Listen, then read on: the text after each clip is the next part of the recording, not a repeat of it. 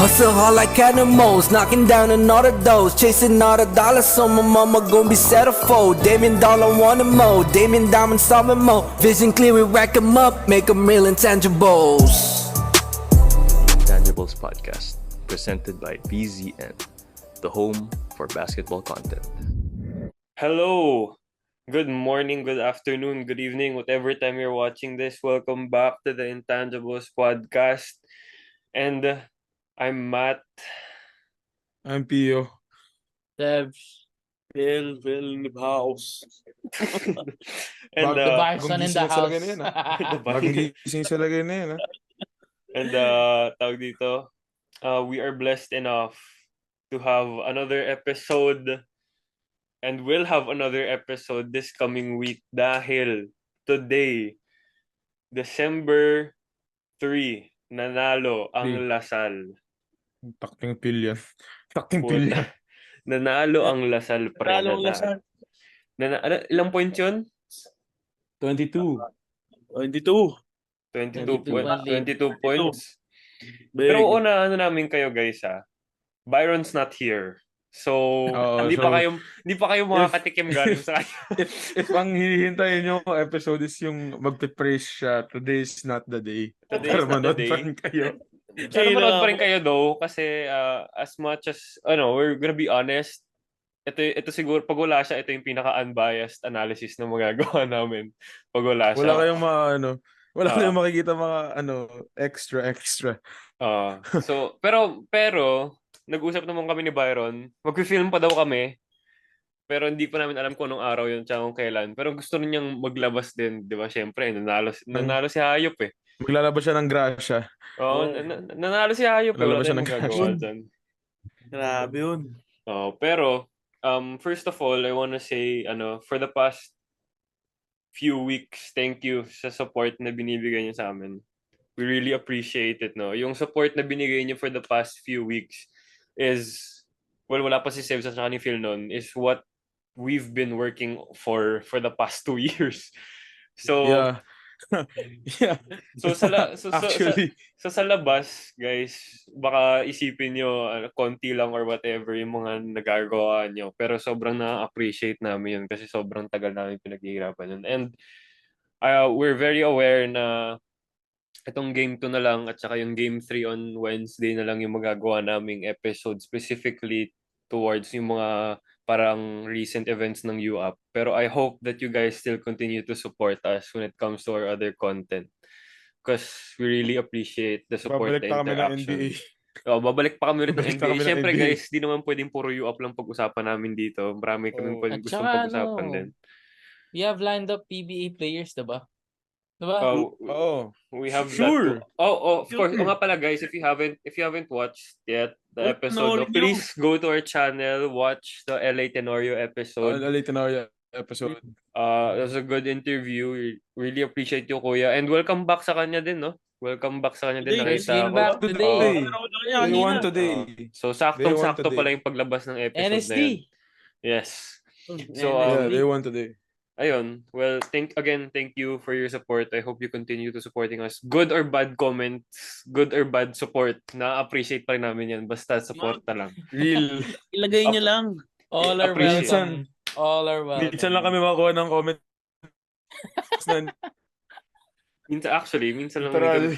Minsan lang din makakuha si Byron ng comment na cute siya. Kaya tuloy nyo lang. tuloy nyo lang yun. Pero okay, anyway, going back. UP Lasal, second game, Lasal won. Let's talk about it. So, Pio, what do you think was the most different thing that Lasal did today to win? I can talk about like the specific stuff later, like how they played offense, how they played defense. But I think the biggest thing is that Lasal came out ready to play. Like that was my main comment on them the first game. Like UP was ready to play and they were ready today. And it showed. Everyone played the part, everyone did their part, whether it was scoring, defense, passing the ball, rebounding the ball. They did it, they were ready for whatever UP threw at them.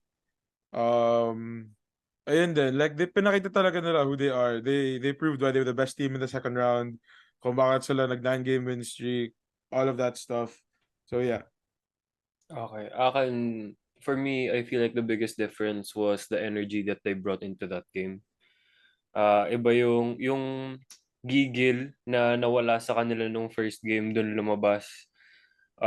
They also slowed down the pace for most of the game, which is something they're usually not known for.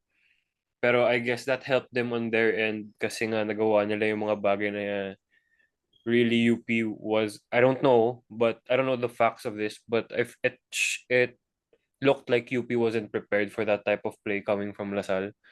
Um, Before I go on to Phil and Sevs, I gotta commend a few players that game. No, the Phillips brothers first of all for their energy na dinala ata. No, I'm not sure. Third quarter, I think. Nung third quarter when they were just getting rebounds and minsan si Ben Phillips nakascore kanina. Yo, Nakala mo dadakdak. Kala ko din dadagdag Ako eh. yun, Yo, doon ako Ben! napacheer talaga na si Ben, Idol! yung drive down the lane. Oo, grabe yun. Pero also si Francis Escandor and David. Joshua David, yes. Yeah. And let's not forget CJ Austria also, who had a bit of a run in the third quarter as well. Those guys made a difference, which again could possibly be the answer to why they lost in game 1 as well. Kasi syempre hindi naman pwedeng si Mike lang yung gumagawa and other people showed up this game. But again, before we go into specifics, Sevs, ikaw. Sa akin naman, itong larong to, it showed UP, LaSalle's true character, diba? It was non-existent back nung first game, pero feel like wake-up call para sa kanila yan eh. Kasi this game we saw their physicality, yun nga, sabi nyo yung gutom, pero at the same time, they're also composed. And I think that was one of the main things that led them to this win. Phil, ikaw. Rinig ba ako? Okay. Rinig naman. Rinig ka naman, Idol. So game 1, UP showed, domination nation, no? Game Ito 2, naman tayo. LaSalle naman. They showed us a redemption for attention. Yun ang masasabi ko. Puta. They wanna... Ang dami na tong punchline eh. Oo, siyempre. LaSalle showed us heart, passion. They brought the fans hyped up. The eagerness to fight. Diba? Animo talaga. Yung pinakita nila today. Nagsulat eh. Tapos tawag dito. Ayun. Ang galing nun last point mo yun na pala. yun. Ang galing nun last point mo na yun. Nakakapa ako pa eh. Basta yun. They showed heart. Puso talaga sila today. Tapos yun, aggressiveness. Yan, aminin natin, sobrang aggressive nila. Mas aggressive sila this game. Yan. So, it's also, gusto kong sabihin na dinala ni Byron yung swerte sa Salle kanina. Kasi nanonood siya, guys. By the way. Kaya wala siya dito eh. Yeah, yun. Actually, yun yung main na dahilan kung ba't wala siya dito kasi nanonood siya. So, hindi ko alam kung anong oras pa makaka-uwi yun. Baka tulog na kaming lahat by then. Yeah. Pero, ayan.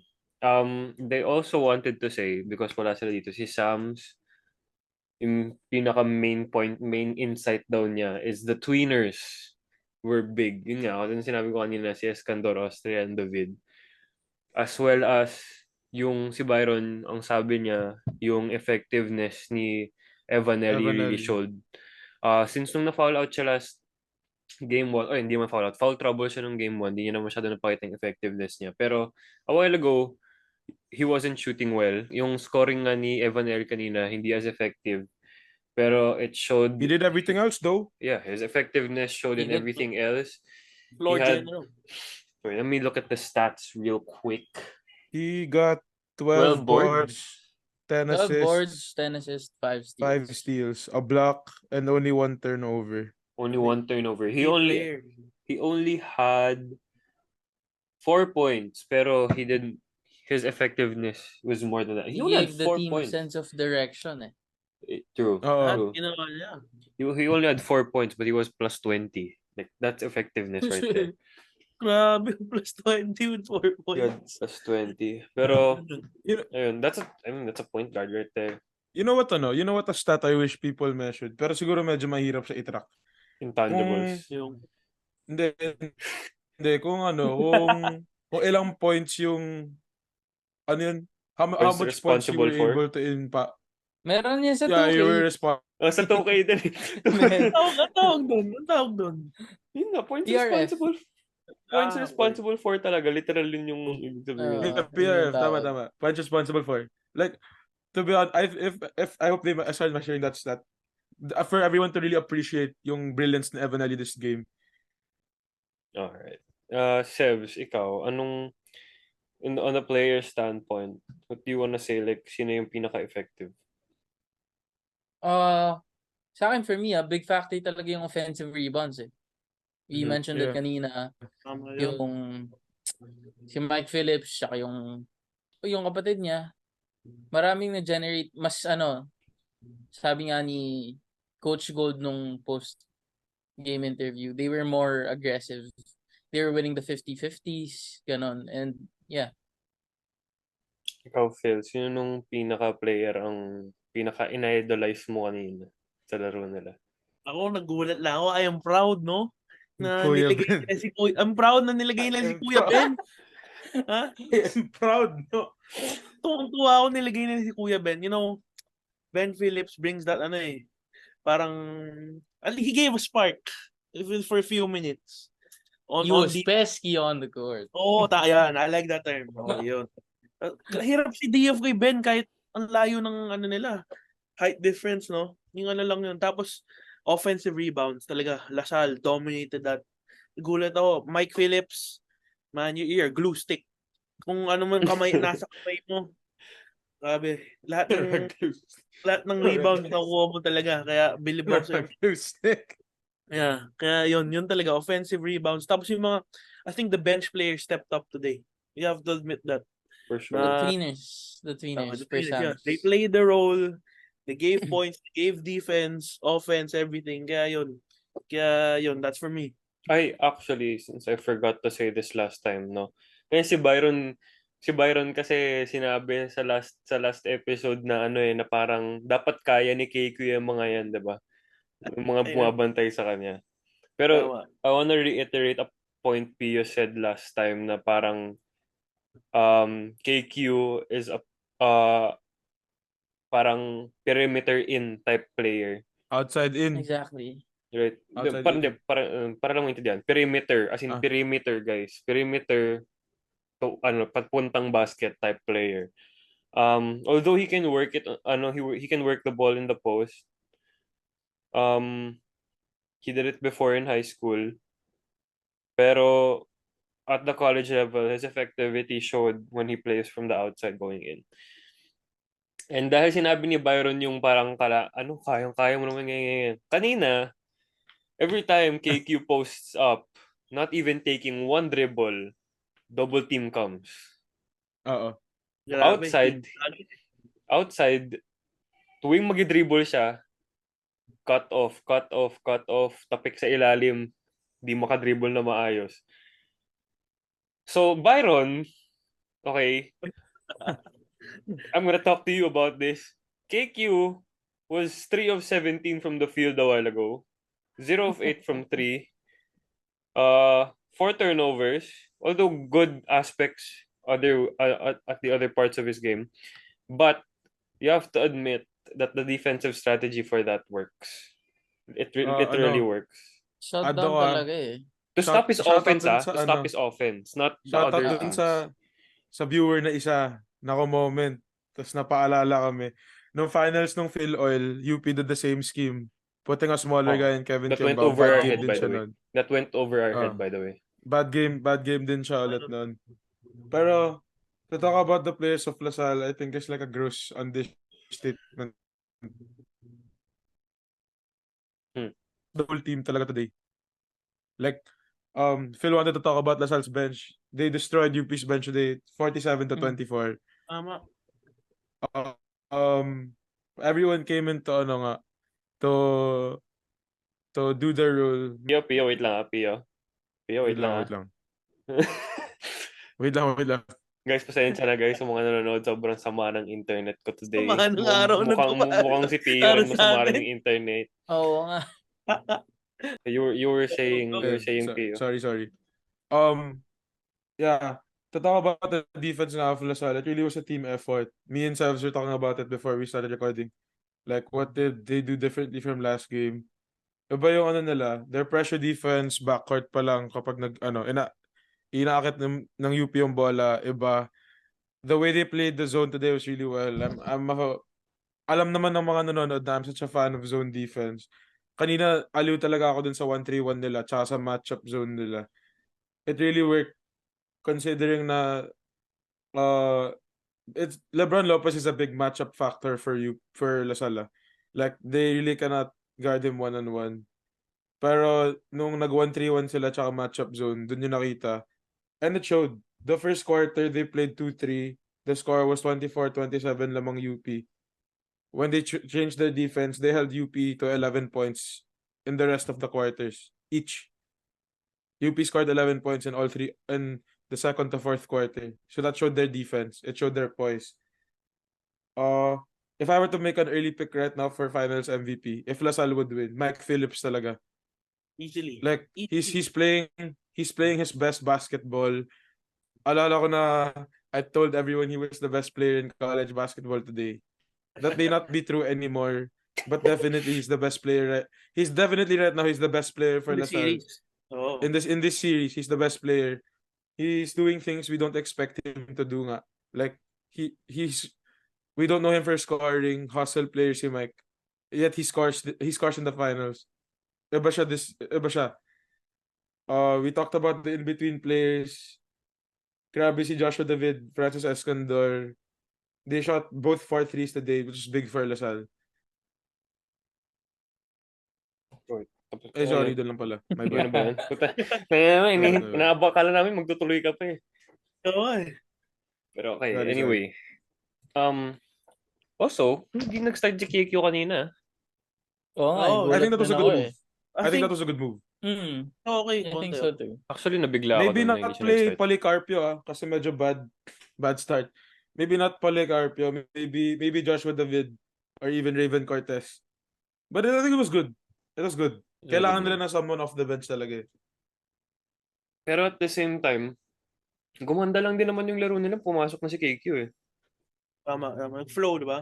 Oo. Nag-flow bigla yung offense nila. Although, I mean, to be fair to them, I feel like that lineup was more defensive. I don't know if that was a game plan. Pero kasi, I like to think it was. Me also. na defensive first. Yeah, Defensive kasi Oo. personally, I wouldn't bench an MVP for no reason. Alam ko namang may dahilan, hindi ko lang alam kung para saan. Kasi kung off the bench scoring siya, hindi lang naman siya yung scorer. Di lang naman siya yung scorer off the bench. Tapos, I'm just guessing at this point, talagang for defensive purpose siya. Although, I feel like, kung off the bench scoring siya, sadyang hindi lang talaga gumana si KQ. Pero kung yun talaga yung game plan nila, at least they adjusted. Yeah, they adjusted naman. Okay, so, guys, by the way, may papakita ko sa inyong picture ni Byron para sa inyo daw. Ayan, isasalpak ko rin dito yung picture ni Byron. Pakita nyo. Pakita mo. Ayan, yan yun. Oh. Yan yung picture ni Byron. Ayan. Pinapahirap yung edit ko eh. Buisit. Pero, ang dami nun. Buisit ko. Ayan, pero someone is happy with that win. I can't wait for his thoughts for the game about it, no? Let's talk about each team though specifically. We talked about LaSalle's defense being very good, right? Although kung gaano ka hindi ganun kaswerte yung LaSalle last game 1, medyo ganun din yung I wanna mention ganun din yung nakita ko from UP this game. Medyo role reverse sila today. Medyo role reverse. Pero sila at the today. same time, I don't want to discredit the defense of both teams. I feel like the defense of both teams should be credited for why ganun yung mga They for tirang sure played the nakuha. part. For sure. Kasi kung hindi They man malas yun, ano lang yun, parang na natatak sa isip ng mga players na magandang defense, na hirap sila. So, I pag think nakakuha sila ng wide open, medyo hirap. I think it just shows how well they prepared nga. Like schemes for both for their opponent. Like Lasal really knew how to utilize the zone. Tapos UP with the schemes on KQ. Not only that, uh, their schemes on Mark Nonoy also. And to limit his outside shooting was really good. Evan Ali was also limited. Uh, I don't think you can ever discredit UP talaga. Kasi 100% naman effort nila each game. I think today it was just ano, Lasal was more aggressive lang talaga today. Right. And I don't know, correct me if I'm wrong, pero we saw the defensive game plan of Coach Topex. I still don't know what their plan is for offense. Di ko alam kung may Same. nakita kayo, pero I still have no idea what their plan is for offense. Although ang napansin ko is they played that like they normally would. Marami silang with Lasal kasi, before we talk about UP, marami silang post-action. Like, it's all, They have a lot. diba? High post, low Dami post lang yun eh. post-action, legit, man. Kaso nga lang, Oo. yung palagi nasa low post kasi, si KQ. Pero hindi siya makareceive na maayos. We saw that in game 1. Yung nakakatanggap lang talaga na maayos, but he doesn't really get like a touch where he sets up in the post, is Mike. He got his points through the overboards na. Yeah. Right. Oo. Yung isa pa nila effective sa lupus, si Raven Cortez, kanina. Bro, yung Sila mga lang dalawa. Like, Like, Lasal likes to, I don't know what the fuck their system is. mga tira ni Raven na tawag dito, yung mga floater Yung specialty niya of the house yeah. niya. yung mga Yeah. specialty of the Ngayon, Bro, in the best way, Lasal. I don't really know what the fuck your system is talaga. Pero, like, no, legit. Like, may low post, high post Pinag-usapan namin to ni action. Pio. Tapos pag Yeah. hindi high post, low post action, nagiging siya, yung 4-out offense and then Four a big out. rotating around the perimeter. And it's usually just Mike. It's usually just Oo. Mike. like, I don't know what the fuck you guys run, but blue stick. kasi sa UP, it's pretty standard. Like, since season 84, all UP's play starts with a high pick and roll. That's it. Tama. High pick and roll. Nagiging kasi yun So- minsan eh.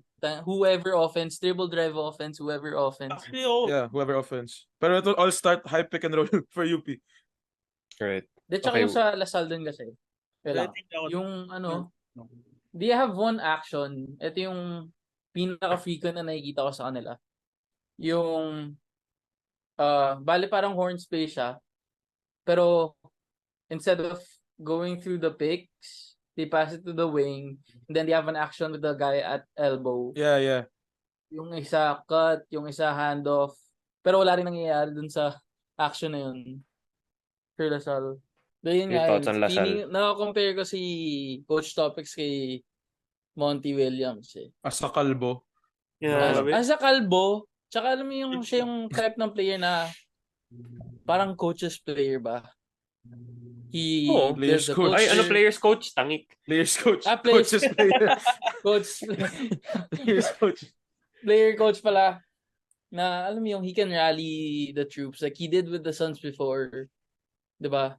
Before we Talagang started naipasok winning. mo pa yung Suns, ha? Syempre, Suns fan tayo eh. Pero Kumano pa ng paraan. pagdating sa laro minsan, walang nangyayari. Literal, as in, yung Suns offense it was 5 out lang. And medyo na-compare ko siya sa Lasal when they run the whoever offense and they rely on the stars to at least give the team a sense of direction when it comes to offense. Well, tawag dito. Phil, hindi pa kita natatanong ng masyado today. So, sa'yo, Nasabi na lahat eh. hindi, wala. Kailangan magsabi ka. What are your thoughts Oh, sige. what are your thoughts on Lasal's game today? Aminin ko na, I find it, medyo kalat yung nila, yung style. Kasi, biglang bara-bara, let's say the negative points. I'll admit, Evan, dito tuloy. Mark Nonoy, Minsan masyado na talaga yung green light eh. You know, we have to admit that na Kanina pre, kung Shot selection. kanina pre, Shot kung selection. saan yung tres na nanggagaling. gulat. Sabi ko, damn! Puta kulay nila, half-court shots to eh. Really? Actually, buong team ng Lasal, man, even ng mga Actually, buong bandang team fourth. rin pala. I don't know if Coach Topex told them na lahat kayo may green light.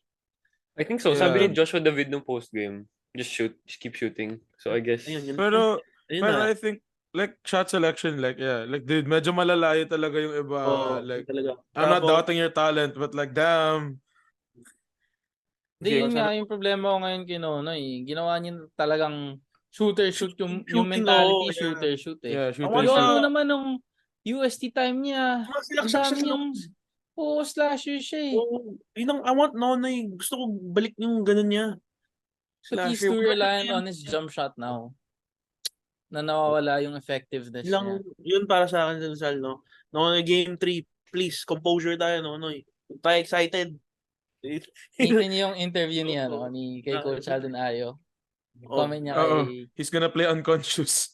ayan, Siya unconscious nagsabi, talaga. di ba? Mentor mo na nagsabi, di ba?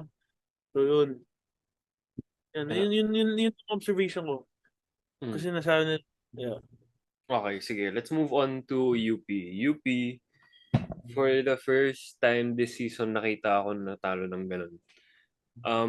Well, ganun in a sense na ganun in points. Do you guys think, anyone can answer, do you guys think na they did anything significantly different than they did nung game 1? No. They Then- played Ako, UP basketball. I think it was just how Lasal played defense talaga. They weren't prepared for that. We talked about it in the last episode nga na Byron was the one who said that hindi convincing sa kanya yung 9 out of 33 ba? From 3. And it showed. I think UP only scored, check natin yung box score, ayoko magkamali ilang tres yung UP kanina? Anong sabi ng kanto, pre? 2 lang, 2. Two threes, right? And I think it was because of the zone. UP tried to 2 out of 19. Yung sabi to shoot the way out of the zone. Pero I think it was just how they play defense talaga. They weren't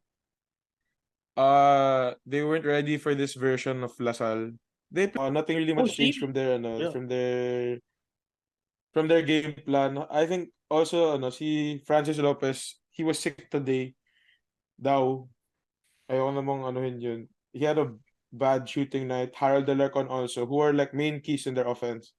So I think you can attribute that to Coach Topex's preparation. Then they knew that these guys were gonna pop off talaga. Whatever you were gonna do, they were gonna pop off. So they were able to contain them. sabi ko rin, no? Starting third quarter, fourth, yung shot selections nila okay naman. Sadyang di lang Hindi na pumapasok. pumapasok. Yeah, di lang pumapasok. Isa yun. Isang factor in the UP. Yun. Pero kanina, no, I sent something about, it's amazing how you can limit a team like UP to that extent. Na parang kanina, I don't know, 2 of 13 ba na field goal in the third, tapos 4 free throws lang. Although that's like, what? That's still 8 points in a quarter, but that's not a UP standard type quarter, you know. Usually hindi nililimit ng ganun ng UP eh. So, that's props to Lasal. Sevs, ikaw, ano thoughts mo sa UP today? Wala, it's just ko, it's the same as what Pio said. They didn't do anything different. It was just that they weren't prepared for, what LaSalle did to them during that game. Okay, so aside from that, Pio, do you want to say something about UP pa? Oh yeah, like we talked about it earlier. It's a pretty well-known fact in basketball. Whoever wins the boards will win the game. Yun nga. Me and Sevs talked about it earlier. Lasal had more offensive rebounds. So I just wanna, I think Malik for next game can do a lot. Can do a lot better in boxing out and contesting some of those rebounds. Because, offensive rebounds ulit to for Lasal. 19. 19 offensive rebounds. That's a lot. 50-50 balls are a lot. Especially if you're supposed to be the one matching up with Mike Phillips on the boards. And you're supposed to be leading the league in rebounds. Not to say that Malik had a bad rebounding game, Still got double digits. But I just think he can do a better job of boxing Mike out also. And that's a task for anyone, not just for Malik. Mike Phillips, pre, kahit siguro mga 5 tao magbabox out sa kanya, lalaban yan. Tama. So, Ayan. Iba motor nun eh. I think that's something UP can improve on.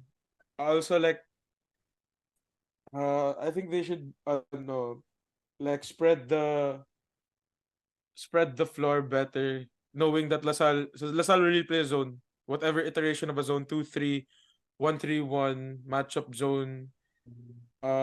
For them, I saw it kanina, parang nung nagsa-zone, nag-1-on-1 na lang sila.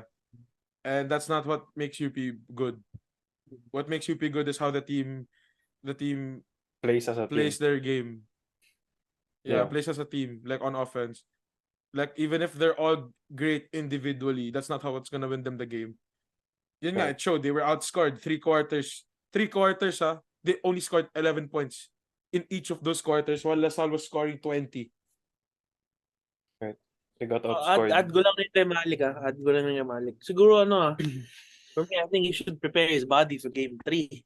Let's admit it. Kasi talagang binubugbog ni Mike katawan ni Malik eh. Pero kapag tataka rin na past seasons, yung matchup nila, di kaya gawin ni Mike yung kay Malik. Hirap na hirap si Mike. Kaya, tsaka siguro naman si Diouf, diba? That's his specialty rin, his rebounds and stuff. So, kaya I think game 3, he should harden himself up siguro. Or yung conditioning niya for mga body shots niya. Yeah. Call it body shots. Ano Pause. dun? Pause. Mike? Moving forward, no? Kasi speaking of the zone, sabi ni Pio, gagawin daw ulit. Malamang nang Lasal yun. But one thing is for sure, knowing the games that they've gone through, both teams will still continue to adjust for game 3 because that's it. That's the game. That's the game that they have to win.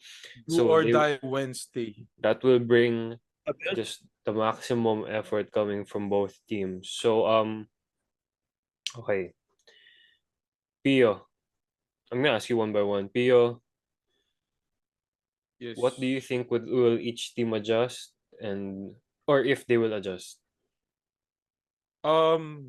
Lasal, I think you're pretty set on defense. It showed today how different iterations of the zone, how it affects UP. Alam na nila yan. On offense, their number one thing pa rin is talaga shot selection. Even someone like Avanelli, we talked about how he impacted the game. He still went 2 of 12, 0 of 5 from 3. I noticed in the second half, medyo naging trigger happy sila a bit. Kasi you can also attribute it to UP's defense nga. Nung medyo pataas yung coverage nila ng zone nila, their own zone. But Lasal really kept taking shots. As in, akala mo tumitira sila galing tough. Akala mo talaga tumitira sila galing tough. And I think that's something they need to work on. UP naman, boxing out, as a big man. Hayop! As a big man. Big man. As a big Ayos man. ka! As a big man, the importance talaga is getting those boards or even just contesting para it won't be easy for Lasal to get it. What to change? Kailangan na ng zone busters. Usually that's probably Harold Alarcon, JD Kagulangan. Even Jan Felicilda, Ray Allen Torres. Jerry Abadiano also. They need to know how to bust that Lasal zone. But if I had to zero in on one player, LeBron Lopez, kung di nyo pa napapansin, Lasal, that's the one player Lasal can guard one-on-one. They can guard Malik, they can guard JD, they can guard Raylan, Jan, lahat. CJ, Francis Lopez, hindi. They need a big game from him coming this Wednesday if they want to win. Kasi that's Lasal's biggest matchup problem. There's no one they can match up who is as fast and as physical, as athletic than LeBron. LeBron is gonna be key for UP. Okay. I will say my piece. I feel like Pio said the points already, pero ako, being the energy guy of the team, tangina kasi may pa big man ka pa dyan, Pio. Ako tuloy, Big man, napagaya tuloy ako. Being the energy guy of a team, you have to, I think they have to come out with, to both teams na to, just the grit and grind mentality from both teams just have to come out that game. I don't expect na magkakaroon ng tambak na score ng Game 3. Pero for that to happen, they both have to come out with the energy that they had when they won. UP has to come out with the energy, yung gigil na meron sila nung Game 1. And same goes to Lasal during Game 2. Honestly, I have no predictions for that. But hopefully, it's just a good game for me. Gusto ko lang ng magandang laro for both teams. Whoever wins, I don't mind basta maganda yung mapakitang laro ng kahit sino sa kanila. I want a close game. Yan. Gusto ko manalo a buzzer close beater. game. Oh, yan. Pare. Gusto ko Yan may dapat. buzzer beater like parang JD Kagulangan like Oo. shot ganun. Gusto ko ng ganun. Ito. Pero Phil- si Nelly Phil- dapat yung shoot. Phil and Sevs, who do you think needs to step up for both teams for them to get a win? Ako, sa Lasal, yung dalawang star nila, they haven't had a good game this whole entire series. KQ and Nelly. Like, offensive-wise, they're both struggling. Tapos, siguro yun lang. Si Nelly tsaka si KQ. May Ikaw, PRF lang talaga eh. ikaw May Phil. PRF lang talaga. Yung may PRF lang talaga. Ikaw Phil. For me naman, I think if Nelly plays the same game 3, I think kaya nila manalo. You could live with that Lord performance. General nila. Tapos, tawag dito, yung offensive rebounds, talagang tuloy nila yun. Yun ang tulong sa Lasal talaga. Without that, medyo kawawa sila doon. Tapos, for UP naman, stick to game plan. Huwag na sila magano sa mga fast break. Yung talagang titira na lang nila. Basta-basta kaya yung mga off shots. Jumpers. Yung mga ibang step. Contested jumpers, mga ganun. Huwag nila gawin yun, mag-iset. Siguro for both teams, composure, no? Yun na lang word, composure. Kasi talagang, pag third quarter, fourth quarter, either game 1 o game 2, one of them, nawawala sila sa disiplina eh. So composure, yun ang mananalo for game 3. Who Yeah, has the best composure?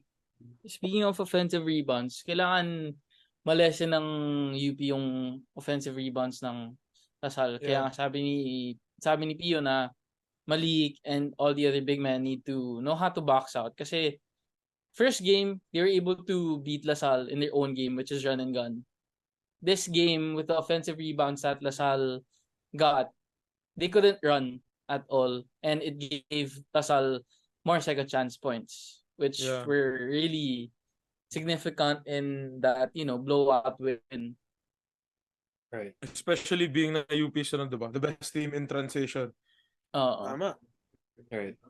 Okay. Yun, Well, sino nga dapat mag-step up? ayaw nga. Ito, last point pa pala. Ano? Sa Lasal, parang natatakot ako eh. Kasi, pukol sila ng pukol ng That's tres. selection. Yun nga, composure. Natatakot ako dun. They might end up like the Rockets on against the Warriors. They live by the 3, they died by the 3. 47 straight 3-point shots missed. Let's Yun see. lang, shot selection. Let's see. Phil, sige. Sino mag-step up bago tayo mag-final point? Okay, Q.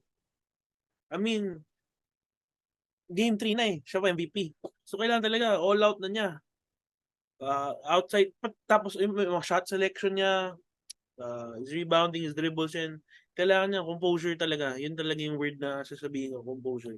Kasi nagkakalit sila pag third to fourth quarter. Yun, that's for me, KQ. UP. Yun nga, UP. UP? Sinong main man ng UP for game 3? Oh. I think Malik Diouf. I think with this performance, sa foul out ni Malik Diouf at saka yung sa nangyari tong game na to, feel ko game 3 magwawala na yan si Diouf. Lalo na his boards. Yan. Paghahandaan na niya yan kasi because of his championship experience. Yun sa akin. Ito. Final. Quick answer. Winner, finals MVP. Simple. Okay? Winner, finals MVP. Guys, yung sasabihin naming winners, well, ako, personally, If di ko alam they sa win kanila. Hindi ko alam sa kanila. Hindi, walang if Let's they do win. both na lang. Hindi, walang if they win. Walang if they win. Winner, So prediction na Ah, talaga sige. to. prediction. Prediction na talaga to. Winner sige. and finals Oh, MVP. sige. Tapos, okay? Walang if, ends, or buts. So, Sige. guys, ako personally yung sasabihin kong sagot through analysis hindi bias. So, di ko alam kung ganun din gagawin ng iba. Inuuna na eh. Uunahan ko na bago ako masabihan ng masama. Ayun na nga. Oh. Okay, pero with all honest opinion, quick answer to, wala nang explanation. Lasal, Mike Phillips. Yun. Ako, Same answer. ako no biases as True Blue Atenean. Unahan ko na, ayoko na haters True Blue Atenean. Just because walang just because explanation. how I think game 3 is just because how I think game 3 will play out.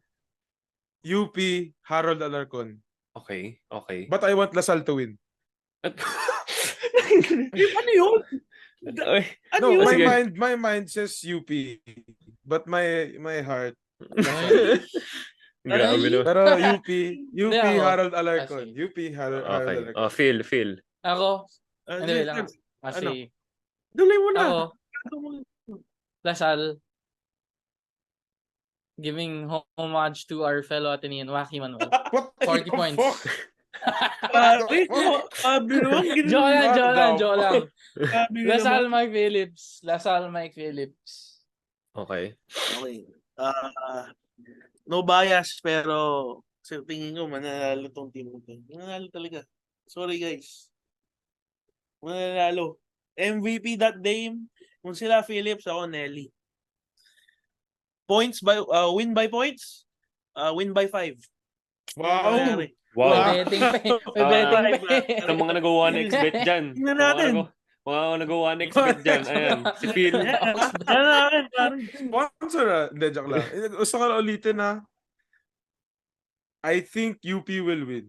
Pero ang gusto kong manalo Lasal. Hindi ko na alam kung gaano pang ka-unbiased yung opinion na yun Pero ako, honestly, with all honesty, hindi ko alam kung paano pa ipapakita sa inyo na ako rin, personally, gusto ko manalo Lasal. Pero, hindi ko alam kung paano i-explain ang pinaka-unbiased to na may pakiramdam ever since nagsimula pa yung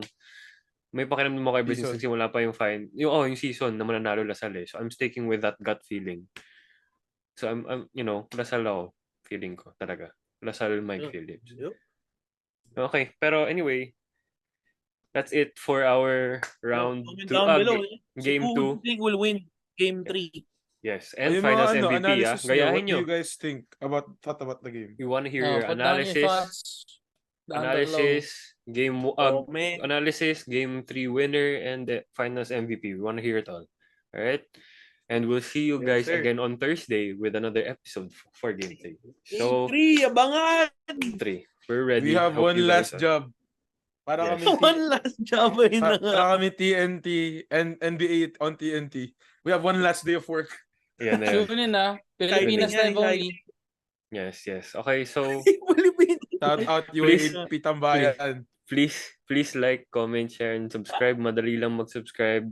Hit that notif bell. Nakakatulong daw sa yan. Sa mga interaction. So anyway, thank you guys for watching. It's been fun. I'm Matt, Pio, Sevs, and Phil are also here. We hope you guys enjoyed. Stay safe, y'all. Have a blessed start of the week. God bless.